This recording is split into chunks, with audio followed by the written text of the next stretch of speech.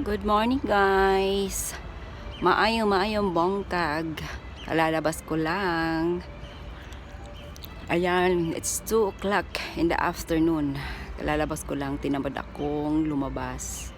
Ayaw ko sanang lumabas. Today is Sunday, day off ko ngayon. So ito, naglakad-lakad.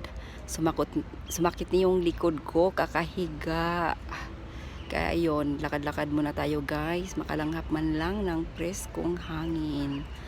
Kumusta kayong lahat dyan? Ako'y okay naman. Medyo I'm not feeling well. Pero kailangang lumabas. Magpahangin. Ayun o. Medyo pawala na yung winter. Pero masarap ang simoy ng hangin.